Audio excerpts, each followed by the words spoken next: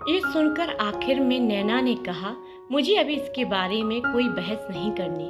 मैं बस तुम्हें समझाना चाहती थी कि इतने जल्दी किसी पे भरोसा मत किया करो। अब चलो मेरे साथ। यह कहकर नैना मन्नत का हाथ पकड़कर सीधी कार की तरफ बढ़ गई। मन्नत ने कुछ नहीं कहा और चुपचाप उसके साथ चली पड़ी। शाम हो चुकी थी, चारों ओर हल्का अंधेरा छाने लगा था। उधर प्रिंस अपने ऑफिस बिल्डिंग की टेरेस पर खड़ा था। उसकी आंखों में आसमान में फैले बादलों की धूल रही थी। हवा तेज थी और उसके हाथ में एक सिगरेट जल रही थी। वो कुछ सोच रहा था, गहरा, बहुत गहरा। तभी लिफ्ट की घंटी बजी और दरवाजा खुलते ही मोहित बाहर निकला। यहाँ क्या कर रहे हो? मौसम देखो, लग रहा है जैसे तूफान आने वाला हो, मोहित ने मजाक में कहा और उसकी ओर बढ़ा। प्रिंस ने बिना उसकी ओर देखे पूछा, शाम हो गई है, क्या तुमने मेरा काम पूरा किया? मोहित एक पल को रुक गया, फिर मुस्कुराते हुए बोला, अभी तक उस बात को याद किए हो तुम? प्रिंस ने तेज आवाज में दोहराया, मेरा सवाल है, तुमने मेरा काम किया या नहीं? मोहित ने गंभीर होकर कहा, हाँ, तुम्हारा काम हो गया है और बहुत जल्द तुम्हें उसका असर भी दिखेगा। लेकिन उससे पहले एक जरूरी बात है जो मुझे तुमसे करनी। प्रिंस चिढ़ गया, उससे ज्यादा क्या जरूरी हो सकता है? मोहित ने ठहर कर कहा, मैं चाहता हूँ कि हम सब एक ट्रिप पर चलें। मैं, तुम, हमारे कुछ दोस्त और अगर हो सके तो मन्नत को भी साथ ले चले। प्रिंस का चेहरा सख्त हो गया, क्या बकवास कर रहे हो? ये क्या तुम सोचते हो कि मैं उस लड़की के साथ कहीं जा सकता हूँ? मोहित ने समझाने की कोशिश की, देखो, मुझे पता है तुम उसे पसंद नहीं करते, लेकिन तुम्हारी माँ चाहती है कि सब कुछ ठीक हो जाए। उन्होंने मुझसे कहा है कि मैं कुछ करूं और मैं सिर्फ उनका कहा मान रहा हूं। प्लीज एक बार ट्राई तो करो। मैंने जगह भी चुन ली है, सब कुछ प्लान कर लिया है, बस अब तुम्हारी हामी चाहिए। प्रिंस ने उसे झटके से पीछे किया और गुस्से में बोला, सपना मत देखो मोहित, ये कभी नहीं होगा। यह कहकर वह वहां से चला गया। मोहित उसे जाता हुआ देखता रहा, फिर खुद से बोला, कैसे समझाओ इस जिद्दी इंसान को? पर मैंने आंटी से वादा किया है, अब चाहे कुछ भी हो जाए मैं ये ट्रिप जरूर करवाऊंगा। फिर वह चुपचाप उसके पीछे चल पड़ा। उधर दूसरी तरफ हॉस्टल में मन्नत अपने कमरे में बैठी पढ़ाई कर रही थी। किताब उसके सामने खुली थी, लेकिन उसका मन कहीं और था। उसका दिमाग बार बार उसी सवाल पर अटक जाता, आखिर वो कौन था जिसने उसकी पर्सनल इंफॉर्मेशन प्रिंस को दी थी? थोड़ी देर कोशिश करने के बाद उसने किताब बंद कर दी और खुद से बड़बड़ाई, जब तक मुझे उस इंसान का पता नहीं चल जाता, मैं ना पढ़ाई में मन लगा पाऊंगी और ना ही किसी और चीज में। वह उठकर बालकनी की ओर बढ़ी। ठंडी हवा चल रही थी।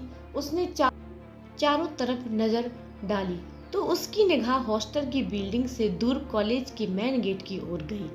हालांकि उसका कमरा 5वीं मंजिल पर था, इसलिए सब कुछ साफ नहीं दिख रहा था, पर जो शख्स गेट के पास खड़ा था उसे वो जाना पहचाना सा लग रहा था। वह आंखें मिचमिचाते हुए देखने की कोशिश करने लगी और खुद से बोली, मुझे ऐसा क्यों लग रहा है कि मैं इस इंसान को जानती हूँ, लेकिन यह क्या कर रहा है? तभी उसकी नजर कॉलेज के बाहर खड़ी एक कार पर गई, जिससे से एक लड़की उतरी। वह मुस्कुराकर उस व्यक्ति को देखकर हाथ हिला रही थी। मन्नत ध्यान से देखने लगी और तभी उसकी नजर उस लड़की के रेड बैग पर पड़ी। ये बैग मैंने कहीं देखा है, और ये कार भी। वो सोच में पड़ गई, कुछ तो गड़बड़ थी। तभी अचानक उसका फोन बजने लगा। वह हड़बड़ा कर कमरे में लौटी और फोन देखा तो माँ का था। माँ, सिया का कॉल था।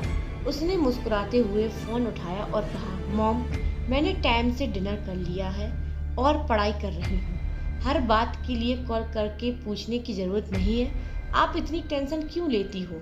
उधर से सिया की आवाज आई, इतने सालों बाद पहली बार मैंने अपने दिल के टुकड़े को खुद से अलग किया है, तो क्या मैं चैन से सो पाऊंगी?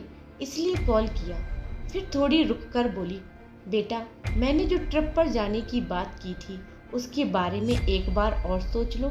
मैं चाहती हूँ तुम थोड़ा बाहर जाओ, घूमो फिरो, इससे बहुत तुम्हारा मन भी हल्का होगा और फिर पढ़ाई में भी अच्छे से मन लगेगा।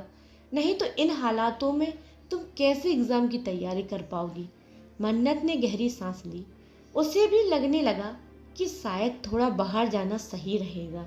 उसका मन वैसे भी अशांत था। ट्रिप कितने दिनों की है मॉम? मन्नत ने पूछा। जानना नहीं बेटा, बस 1 हफ्ते की, सिया ने जवाब दिया। कुछ सोचते हुए मन्नत बोली, ठीक है मॉम, अगर 1 हफ्ते की है तो मैं मैनेज कर लूंगी। उसके बाद मुझे एग्जाम की तैयारी भी करनी है। सिया की आवाज में तुरंत उत्साह भर उड़ गया। क्या सच में तुम ट्रिप पर चलने के लिए तैयार हो? मैंने तो शिकागो का प्लान बनाया था। लेकिन मन्नत ने तुरंत टोका, मॉम, ट्रिप मेरी है तो मैं वहां जाना चाहती हूँ जहाँ मेरा मन है। पहले लंदन कहा, अब शिकागो, लेकिन मैं साउथ कोरिया जाना चाहती हूँ। सिया थोड़ी हैरान रह गई, लेकिन मन्नत की आवाज में आत्मविश्वास था। सिया ने मन्नत की बात सुनकर मन ही मन में सोचा, मैंने तो मोहित से शिकागो का जिक्र किया ताकि वह प्रिंस को वहां भेजने के लिए तैयार हो जाए। अब अगर अचानक से कोरिया की बात करेंगी तो बात बिगड़ सकती है। लेकिन अगर मैंने मन्नत को मना किया तो वो भी नाराज हो जाएगी। थोड़ी देर चुप रहने के बाद सिया ने मुस्कुराते हुए कहा, ठीक है बेटा, अगर तुम साउथ कोरिया जाना चाहती हो तो जाओ, मुझे कोई परेशानी नहीं। मैं कल ही तुम्हारे लिए वहाँ की डेट फाइनल करवा देती हूँ। मन्नत ने तुरंत कहा, मॉम, मैं वहाँ कोई सूर्यवंशम खानदान की बेटी बनकर नहीं जाना चाहती। मैं एक नॉर्मल टूरिस्ट की तरह जाना चाहती हूँ, इसलिए प्लीज़ मेरी फ़्लाइट टिकट बुक करवा दीजिए। जेट या प्राइवेट प्लेन की ज़रूरत नहीं है। मैं और नैना नॉर्मल फ्लाइट में ही जाएंगे। सिया को यह बात हजम नहीं हुई। उसने थोड़े सख्त लहजे में कहा, तुम क्या बोल रही हो मन्नत? अगर तुम्हारे डैड को पता चला कि मैंने तुम्हें ट्रिप पर फ्लाइट से भेजा है तो वो बहुत नाराज होंगे।